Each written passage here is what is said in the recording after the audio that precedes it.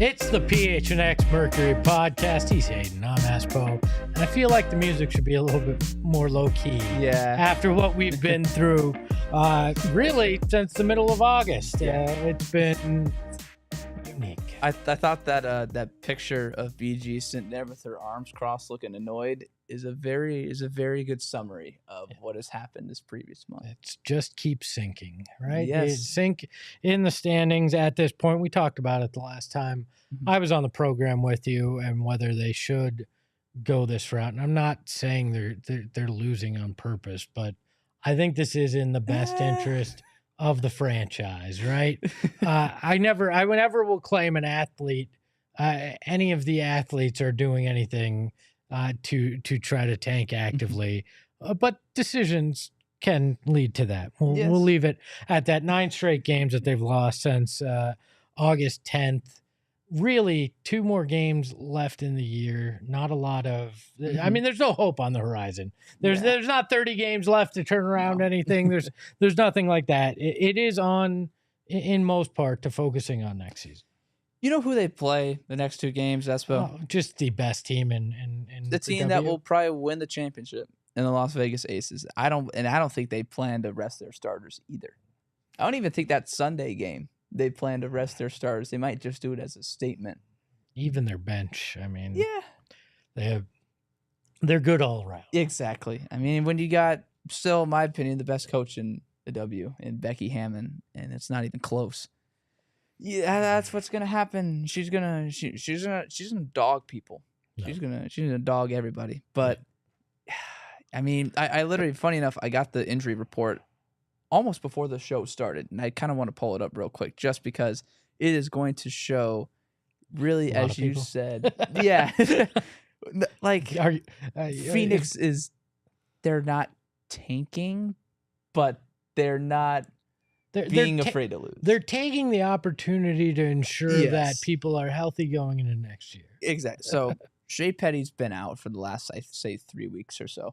Her, I get, because I mean, A, scary fall, but 2, like, you want her back truly 100% from that Achilles. I mean, she had a very fast recovery, but still, like, explosiveness, seeing big minutes, like, that's huge. There's no reason to risk a re-injury on that. Exactly. That makes sense. DT still out with that left toe injury.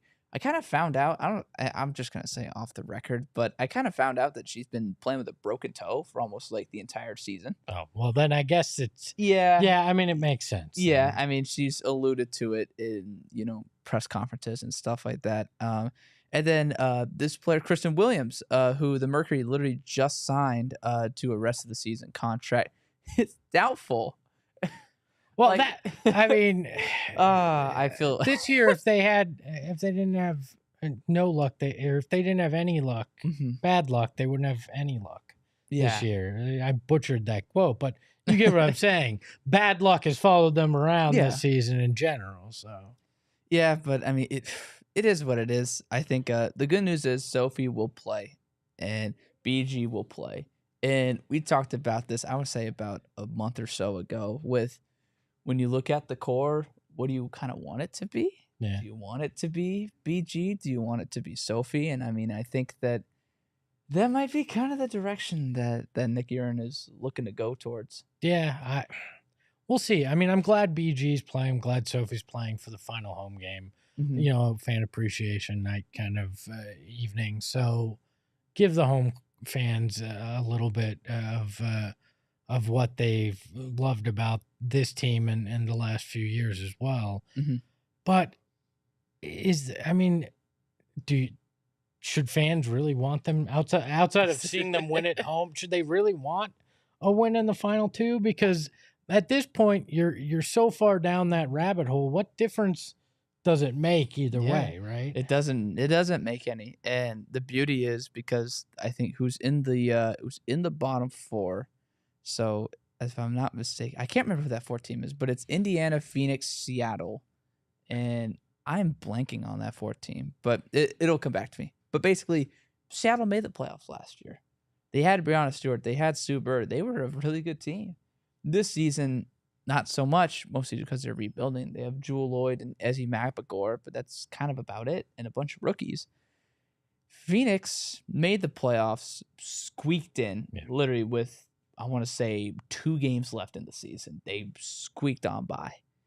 This season, it is a complete 180. It is a disaster, and it was almost so like Indiana actually improved. Like they had double-digit wins. They had a win against Dallas that was huge. I mean, Aaliyah Boston played every single minute, had a double-double. I think she was the first person in history as a rookie to have like 15-plus points, 10-plus rebounds, 2-plus steals, and 2-plus blocks.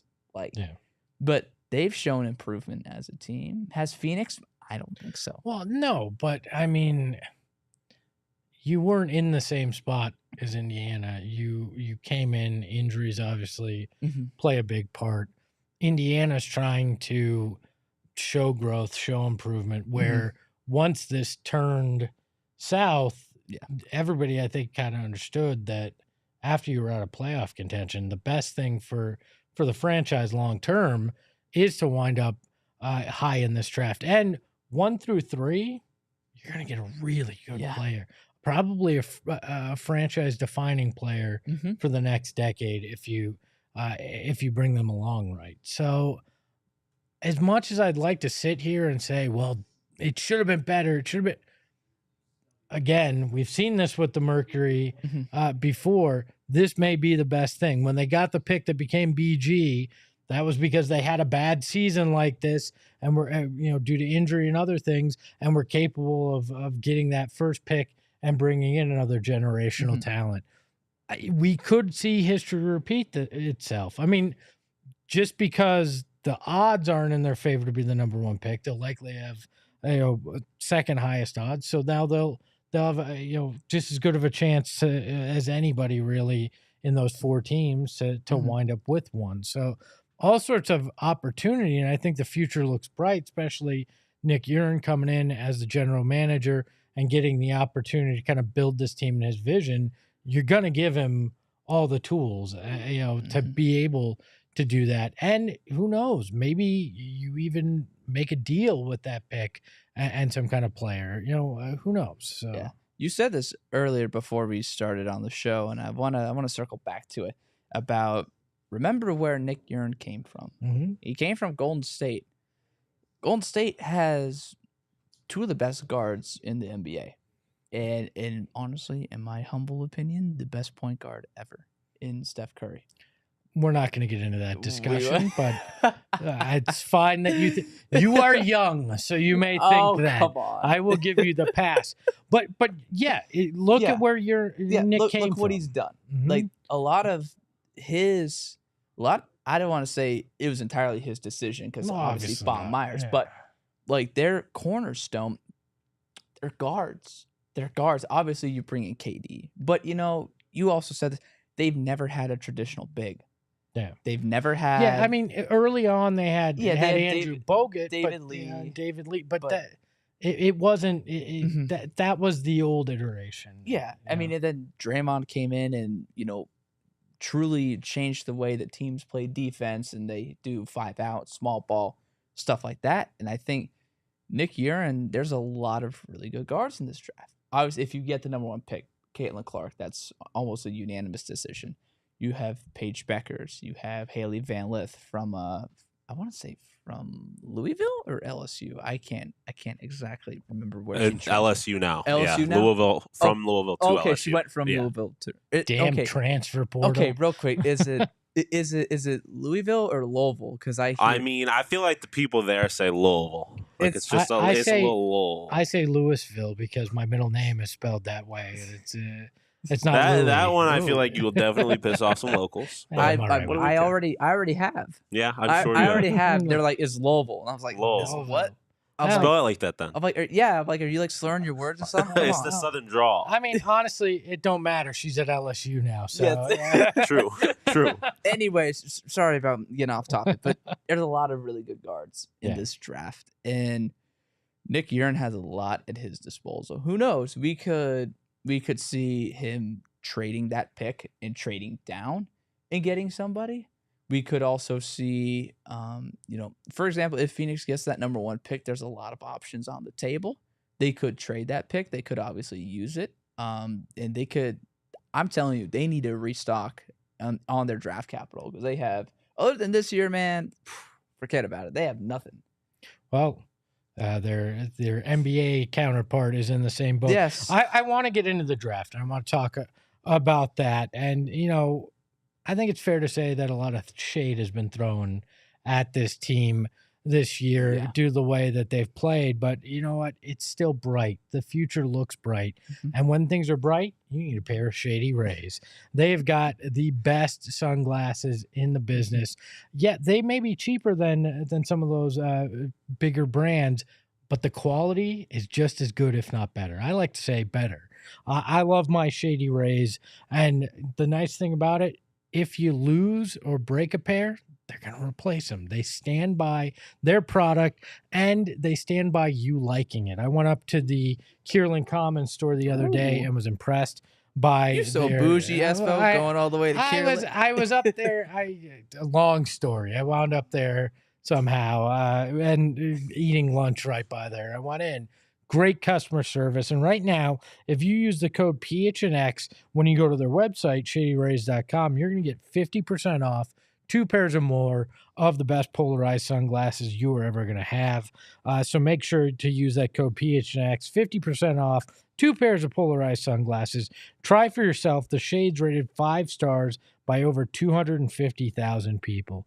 Hayden, is the rumor true that you just turned 21? That is true, yes. All right. Because actually, now, real quick, do you have a pair of your Shady Rays? I don't. Dang it! I was gonna say because real quick, people tell me, and I don't know if this is true, but people say I look like Tom Cruise somewhat. Yes, especially. Oh my God, I totally missed that. I have my aviator. They're not. Do you have them? They're blue light glasses, but they are Shady Rays aviators. Do you have them on you? I can grab them. Well, let me. So you just turned 21. We'll talk. Well, when Sean gets back, we'll throw these up. But you just turned 21, right? Yes. Let me recommend something to you. Our friends over at OGs have the best scratch-made gummies in the business.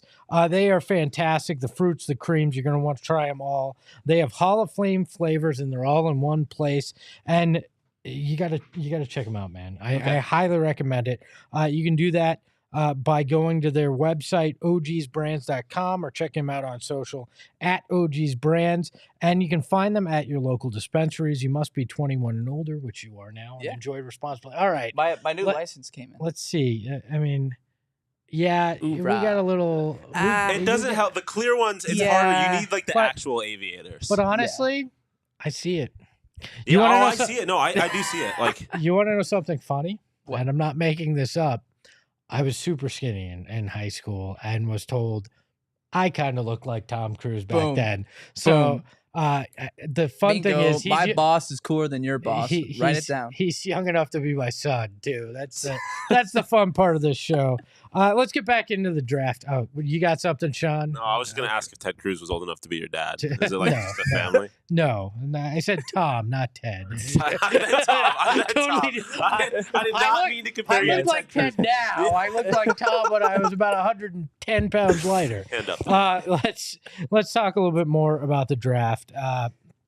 We look at the 4 picks. Mm-hmm. It's the bottom 4. The top 4 of the draft lottery: Indiana, Phoenix, Seattle, and Los Angeles was Los Angeles team you were. Real quick, you know what's crazy? They're fighting for that final playoff spot. Yeah, I mean that is crazy. I shouldn't, but with the season they had, I kind of hope they get it because everybody's been injured, and Kurt Miller has. May the Lord bless his soul. I don't know how he's done it. I would have lost my marbles. You're far too kind. The reason I'm petty, right? Yeah. The reason I want them to get the final playoff spot is because I can't imagine a world where an LA team jumps my team in the draft lottery and not losing my mind. Yeah, but here's also the other thing. I shouldn't say this, but I'm going to. I kind of want our friends at CHGO Sports to kind of have to go through it when their team doesn't make the playoffs. Yeah, that's fair. Because I'm sick of hearing, Kalia Copper, it's Sophie Cunningham. Obviously, that's your number 1 option, dog. Like, I don't know what else you want me to tell you. We got new basketball beef between the All-City Network. It's Suns and Nuggets, and now we got Sky and Mercury. I'm here for it. I love it.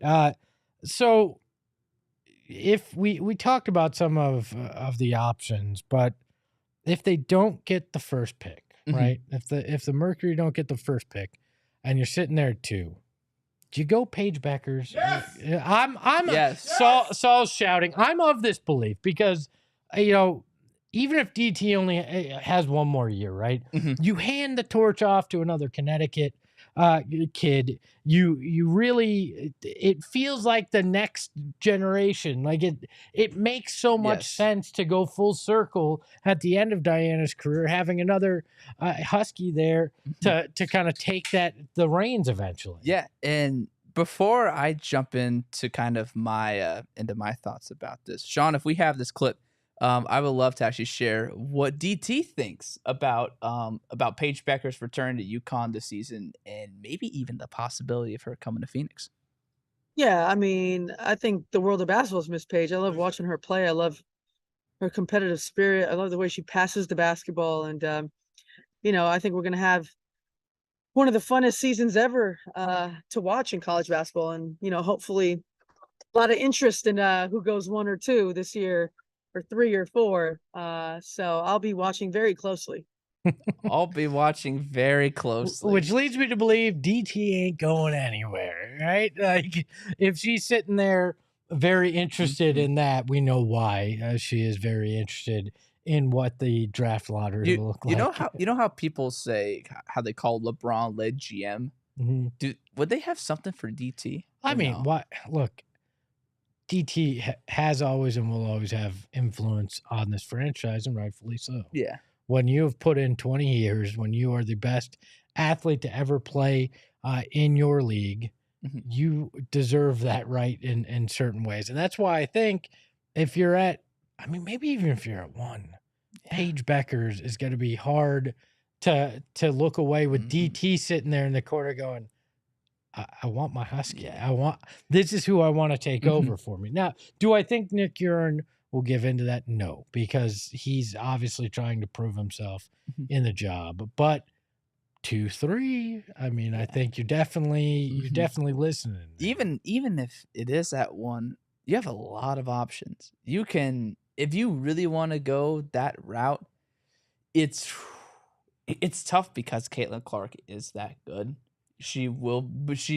But then again, like, college to the W, I think is a lot different. But this brings up another option. You talked about it earlier. Yeah. They don't have a lot of draft capital. They don't. They need to restock. Why couldn't you trade back to 2 or 3? This might be the time. And regain some draft capital, still get somebody you really want, because this is a 3-player draft here where you look at it and you go, there's 3 really game-changing players in this league. So exactly. I'm gonna look up the WNBA draft from 2013, because yes, they drafted BG, but you know who the other 2 picks of that draft were? Skylar Diggins-Smith and Elena Deladon. Bingo.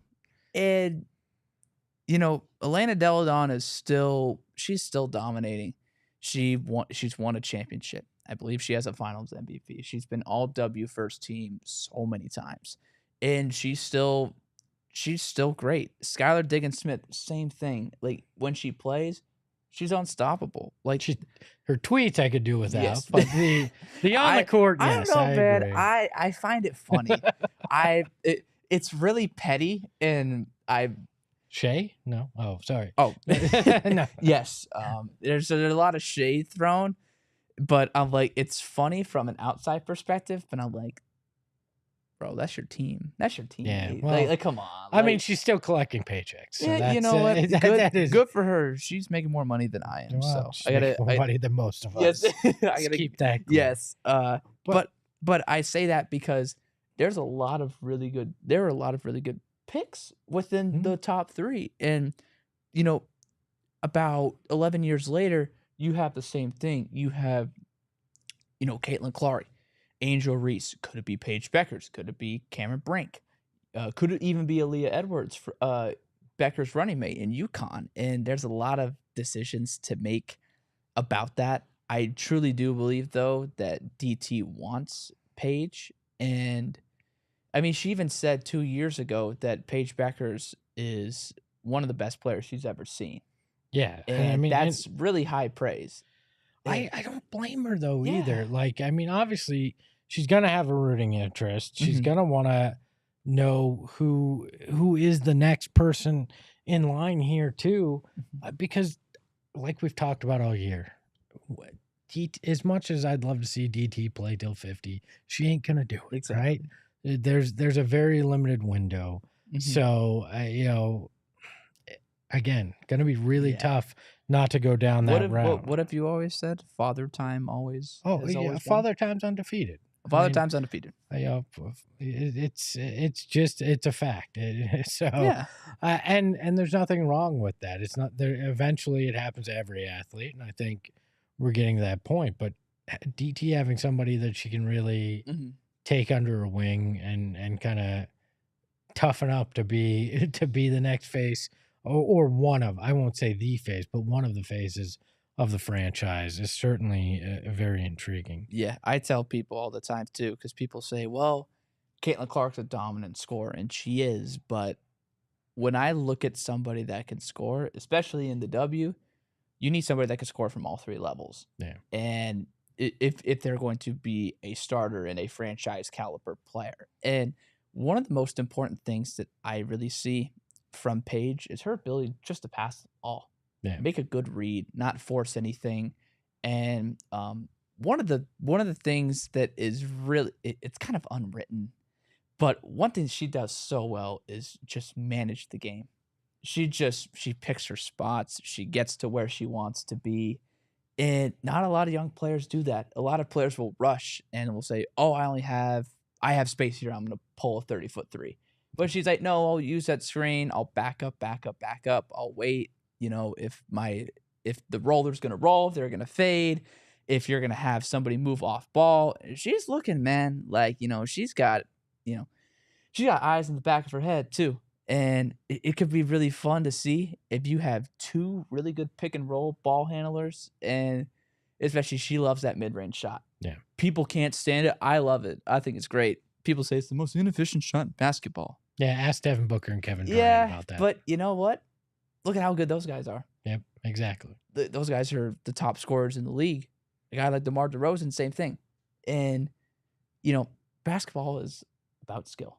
If you can score from all three levels, which she's shown that she can, and she got that dog in her too. Like she's not afraid to back down. And sometimes, you know, you don't take the prospect with the best potential. Yeah. Sometimes you need what's going to fit the best. Are you guys concerned at all that, you know, with the unrestricted free agents coming up, like BG? Did you see my thread the other day? Yeah, I saw it. So I say that because is there any interest in Angel Reese on your side if BG should leave? Not for me. If you anything, you get Cameron Brink. Well, it's not close. Okay. She's a shot blocker, rebounder, and she's shown the ability to stretch the floor. Like she is, if you were to make a big in a lab and for today's game, her name is Cameron Brink. What I'm most concerned about is Saul told me he couldn't do the show today, and he's standing there. Yeah. All right, let's have a little fun to end this. We'll talk more about draft next week, but let's have a little fun to end this because Mercury fans haven't had a whole lot of fun this year. We might as well do this. You've heard about the Immaculate Grid, correct? You've heard about it. Yes. You've played it. The listeners have heard about it and played it. Well, they just released a version for the W. They did. It's hard. I've tried it a couple times, not today, but in general, and it's tough, man. It's a doozy. So the first one, let's look here. Thank you, Sean, for making it much larger for my old man eyes. The first one is Sky and Aces. This is Candace Parker. That's a good one. I believe that is one that will work. Actually, yeah. So there we go. We got one. Because their rules are really wonky sometimes. It's like, you know, if they haven't played a game or if they haven't played a full season, blah blah blah blah blah. Yeah. The Lynx in the Sky, that's Sylvia Fowles. Okay, that'll work. I think it's SY. Yeah, and then I've got the 15 points too. That's Atlanta Deladon. Okay, that'll work. I think she won MVP when she was there too. So look, all right, you acted like this is gonna be so hard. We go through the first row. Come on. Seattle and okay. Does this count? Does this count the old version of the Aces, the Stars? And that goes back to Utah, I believe, too. True. Can we go all the way back, or is this only Vegas Aces? I don't know, but I have a good one. Okay. I have a good one for you. Alicia Clark. I said all that. I didn't have an answer for the older franchises either. Yeah. Yeah. Let's see if you're right. I think it's... As we spell the name. Or you could just do the last name. Just do Clark. Yeah. There you go. There we go. All right. So now we're looking at Storm and Lynx. This is kind of tricky. Yeah, who would have been Storm and Lynx? Minnesota. Oh gosh. I mean, we could go obviously Sue Bird for the 15 points per game. Actually, season. No. She never averaged 15? Yes. Okay, Brianna Stewart. Lauren Jackson, would she have averaged 15? Oh, yeah. All right, so... We could do whatever one. Yeah, either of those work. Yeah. For the Mystics, Elena Deladon. Can we do her twice? No, you can't do them twice. Who else for the Mystics would have? Oh gosh. Mystics Aces. God, I may be out on the rest of this. I'm trying to. This is kind of a doozy. Yeah, because again, we don't know if you can use. Go ahead, you try it. I mean, if you can use old school. Yeah, let's try it then. Okay, I imagine it would. Who are you thinking? I don't know. That's the thing. I'm trying to think if Washington was part of the original franchises. I don't believe they were. Okay. I'm gonna look up one thing. It was Phoenix, Houston. What? Yeah. From forward from Tennessee. From Tennessee. For Mystic, like Pat Summit era, like NCAA. Yes. Ooh. Pat Summit played for the Mystics, averaged 18 points a game. Oh gosh. Who? Give it to us all. Show Shamika Holtzclaw. Shamika That's Holtzclaw. right. All right. That will work. It looks. It's like, I think it's there. We go. There it is. All right. That's a good. See, so now there's 3 left. See, Saul knows more than me. It's Mystic Aces. Mystics and Aces.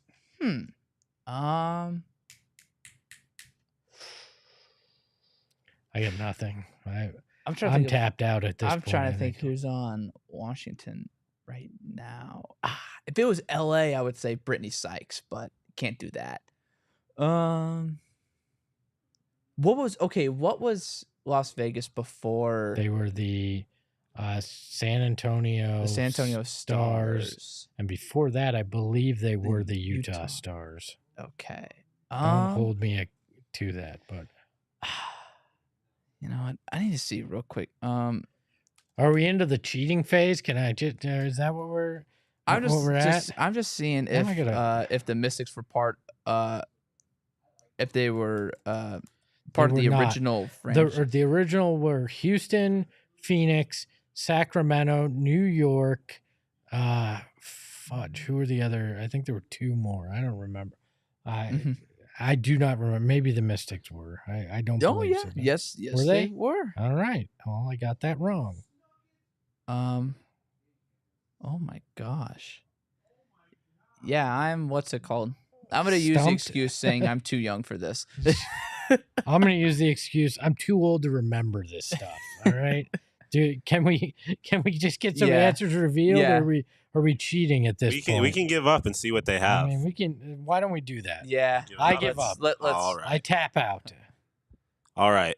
Okay. So the most popular answers here. Oh, I'm an idiot. I forgot Aerial Powers played for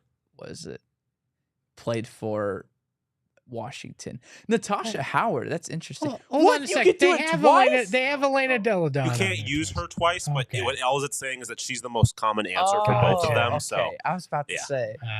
Okay. So there were 24 players that fit the criteria on Storm and Lynx. That's crazy.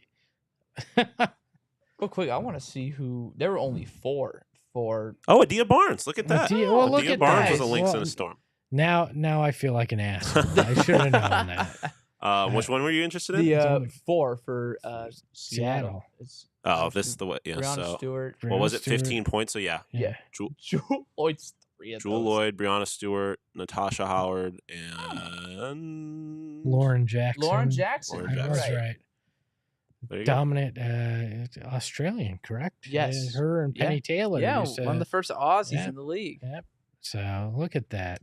Yeah, this is fun until you get stumped, and then it's not so much fun. But I enjoyed it. Thank you for This was your idea, Hayden, and thank you for both making me feel dumb and having me enjoy. It's okay. But we went through it together. By the way, Utah Stars, San Antonio Silver Stars, San Antonio Stars, and then Las Vegas Aces. Okay. So perfect. So just if you were wondering if I was right, I was. Thank you. Hayden, anything else you want to share before we get out of here? It's don't expect Phoenix to win anytime soon, and don't be surprised if they play a lot of their bench players the next 2 games. But I will also say Monday will be fun because Monday's exit interview day. We're going to have a lot to talk about. People are going to give their honest they are. Opinions. And it's my favorite time of year. Well, Hayden will be out there. I'll be here doing a lot of stuff. Maybe I'll be in the seat with you again next week, or maybe we'll go 3-man weave and we'll have Saul with us 2 to close it out. But that is all we got for you today. So for Hayden, I'm Espo. We'll see you soon. Ahoy, hoy.